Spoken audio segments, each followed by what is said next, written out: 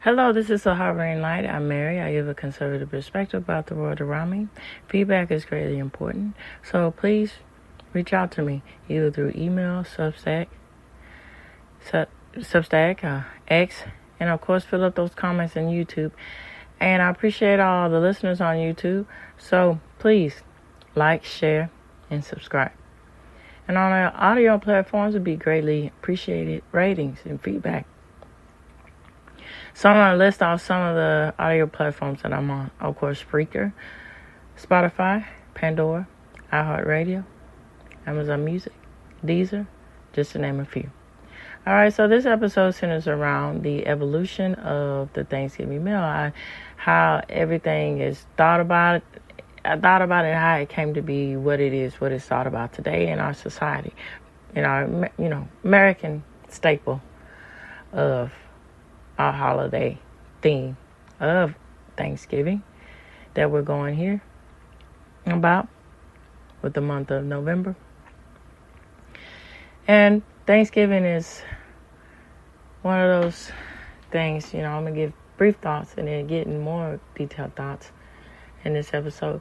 It's one of those catch-all things or just it's really special because it centers around the aspect of being thankful for what you have, and then with the food aspect of that's seen as a joy and entertainment, and all the culture that's came out about it, anywhere from the cinema, like I mentioned last year when talking about planes, trains, and automobiles, when that's, really a Thanksgiving movie versus a Christmas movie or something like that. And then all the aspects of sitcoms throughout the years and things like that. And then Norman Rockwell, of course, with his iconic aspect of the oil painting of the Thanksgiving feast and so on, and literature, things like that. All right, so here we go.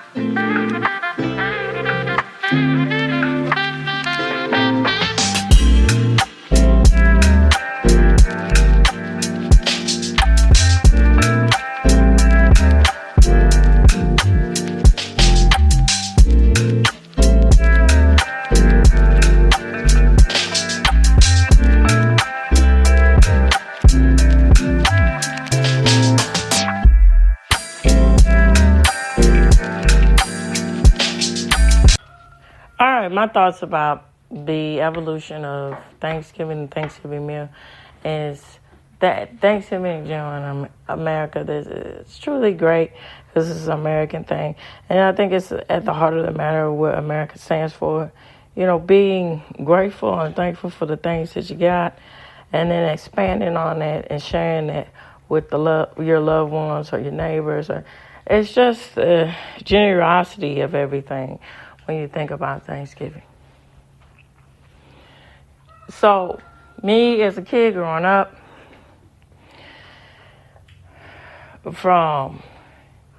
Thanksgiving was just so prevalent.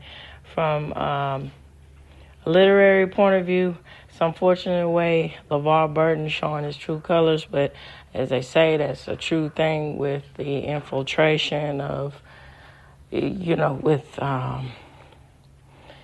Marxist ideas of hitting them where it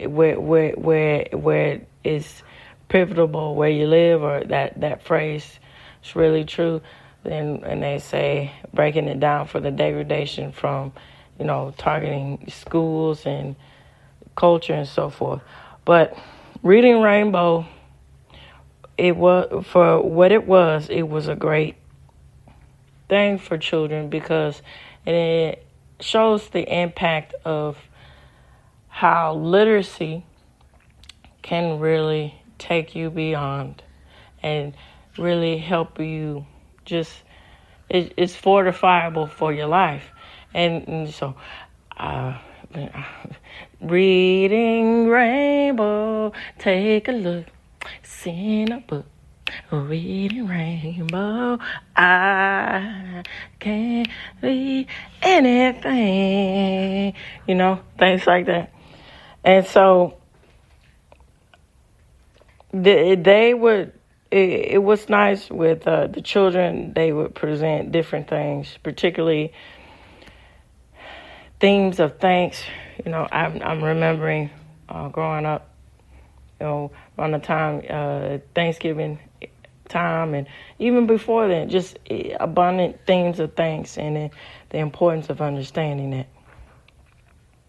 And so, also, it was very pivotal too that the aspect of harmony with races was prevalent. That particularly, it's unfortunate way LeVar Burton thinks that. I just saw it as that, you're not a means of your color. You can just achieve anything and people will listen to you. And it's just unfortunate he's trying to carry on that torch of victim virtue signaling. But hey, it's just good to see that the culture is swinging back. The pendulum is swinging back to where it needs to be. So anyway, and then, being older, seeing examples in media, for instance, I think King of Queens is a really good example, and shows like that, where they center around the family and the aspects of the give and take and then the dysfunction that goes along with trying to get things ready, trying to get things right, and then the whole dynamic of of setting your ground of what is sustainable to do. And I think I touched with this with Yes Dear, but the example of if this was in reality the situation, how unfortunate with King of Queens show like that, trying to pinpoint that, Kevin James' character is lucky to have someone like Leah Remini, when in actuality, Leah Remini is lucky to have someone like Kevin James, being dependable, being there, being understanding, especially how erratic her father is and everything. And then, those elements building up, and then you're trying to maneuver everything through the holiday of Thanksgiving, and then how irrational her father is. And then, it's just a nice comedic relief, but a real telling of what happens, unfortunately, what can happen, unfortunately, with the aspect of family, when it's dysfunctional and, all this egos going and everything. So me,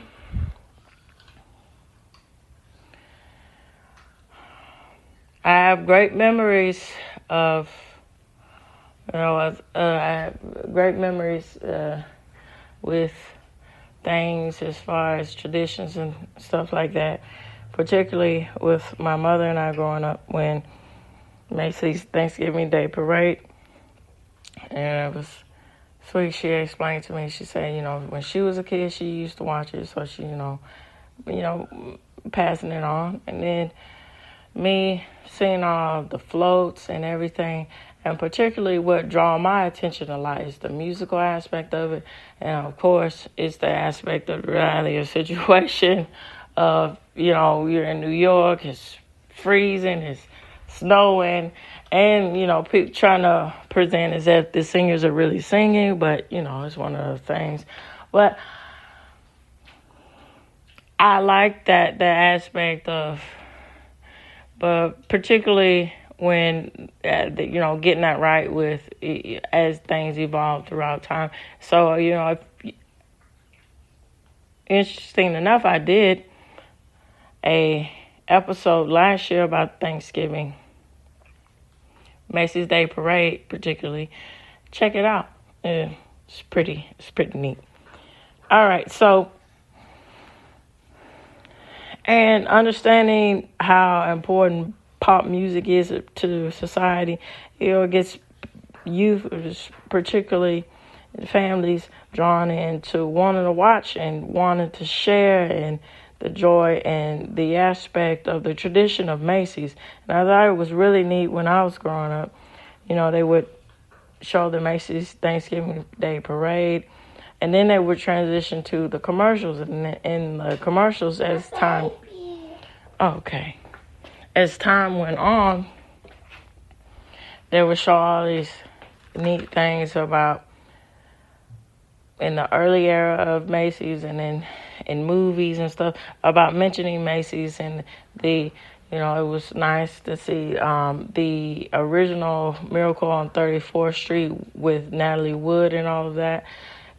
Macy's, it was just a staple of tradition. And so that's a good transition to subliminally get to the aspects of understanding how impactful Macy's is in society. And then not only with the aspect of the storefront, but the aspect of giving, of away. That's how I see it. And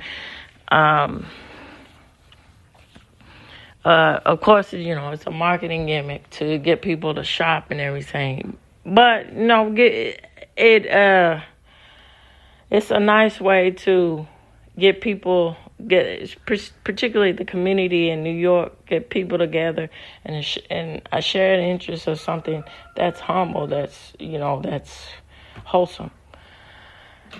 And so now, that I'm blessed to have a family of my own, my husband and I and our children, we instill in that the importance of traditions, and we make sure every year that we do something special, unique, so our children have these memories, because it's important to them. It's important to the development and their understanding of how the heart of the matter about Thanksgiving, or understanding of being appreciative of what you have, and knowing that when all else fails, you have family, and you have joy, and you should have joy within that, the family. And then, we're just lucky enough to share these things with them, and then see their little faces, be happy to see the food, and then be around their grandparents and everybody. It's a beautiful thing. All right, so also, me being a graphic design person, I love graphic design, and this is something I'm kicking the can on, sort of, also doing topics more and more with all, cultural, conservative point of views, perspective about the world around me, but also talking more and more about graphic design and the impact it has on society. I'm thinking about that. But I'm bringing it up because me particularly, the palette of colors that you see in Thanksgiving, it's really, it's really comforting too. So it's one thing with the Christmas, it brings a lot of joy and wonder and whimsy as far as the color palette. But the Thanksgiving color palette with the nice creams, with sometimes the reds, the oranges, the browns, it innates that image of nature, of cool, crisp air, of sweater time, of just time to just slow down a little bit more, but keeping the pace with a day to day, but just soothe. I equate it to smooth jazz, like that subtle comfort that's what it does for me, that you hear when you listen to smooth jazz, stuff like that.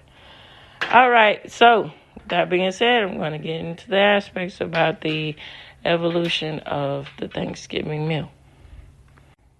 And of course, this source will be provided for you in this episode. All right, so I pulled this from Britannica.com, as I mentioned before when I was talking about a Halloween episode in my podcast. I like to get information from this source because it's, again, like the encyclopedia. All right, so it says, why do we eat turkey on Thanksgiving? This was written by John M. Cunningham. So it's as celebrated in the United States, the holiday of Thanksgiving usually revolves around a bountiful meal. Typical dishes include bread, stuffing, potatoes, cranberry sauce, pumpkin pie, and above all, turkey. How did turkey become the centerpiece of the feast? It's often assumed that today's Thanksgiving menu originated in an event commonly referred to as the first Thanksgiving. There is indeed evidence of a meal shared between pilgrims and settlers at Plymouth Colony, and what is now Massachusetts, and the Wampanoag people in late 1621. But there is no indication that turkey was served. For meat, the Wampanoag brought deer, and the pilgrims provided wild fowl. Strictly speaking, that fowl could have been turkeys, which were native to the area. And then, from my understanding, they were plentiful and they were easy to find, turkeys, which were native to the area, but historians think it was probably ducks or geese. Once more, the pilgrims do not appear to have considered this meal a milestone worthy of special commemoration. No, in 17th century, reference to it exists beyond a letter written by Plymouth colonist Edward Winslow. For the pilgrims, giving thanks for the autumn harvest wasn't a new concept. As a tradition with roots in Europe, harvest festivals and Christian religious observations, days on Thanksgiving were fairly common among the colonists of New England. Throughout America's colonial era, communities held their own unofficial Thanksgiving celebrations, and few people associated them with the Plymouth settlers. By the turn of the 19th century, however, turkey had become a popular dish to serve on such occasions. There are a few reasons for this. First, the bird was rather plentiful. One expert estimated that there were at least 10 million turkeys in America at the time of the European contact. And that's quite impactful to expel and go back to seeing the way nature was at the time, the soil, and how things progressed to the modernism of today.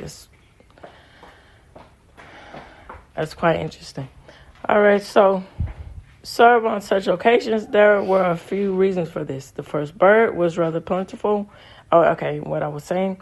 So Americans at the time of the European contact, turkeys were plentiful. Second, turkeys on a family farm were almost always available for slaughter. While live cows and hens were useful, and I can quite understand that, particularly with cows and hens. So cows, can see that would be more of an aspect of milk and things like that, and grazing the land, taking upkeep of the land. And then, of course, later on with beef.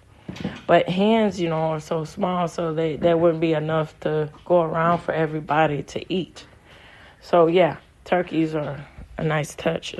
Just right, that perfect in-between ground, that perfect element of what you need as far as having enough fowl to share for everybody to eat. All right, were useful as long as they were producing milk and eggs. Repellently, turkeys were generally raised only for their meat and thus could be readily, to get rid of.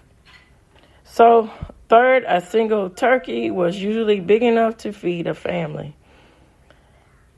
Nevertheless, turkeys were not yet synonymous with Thanksgiving. Some people have accredited Charles Dickens' A Christmas Carol, 1843, with bolstering the idea of turkey as a holiday meal.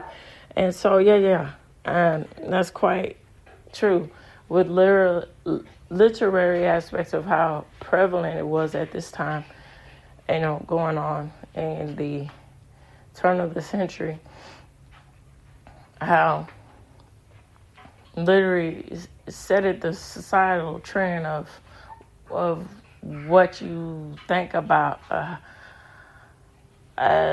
yourself, questioning not only what you think about yourself from a philosophical point of view but another thing with how you view your culture, what's valuable to that.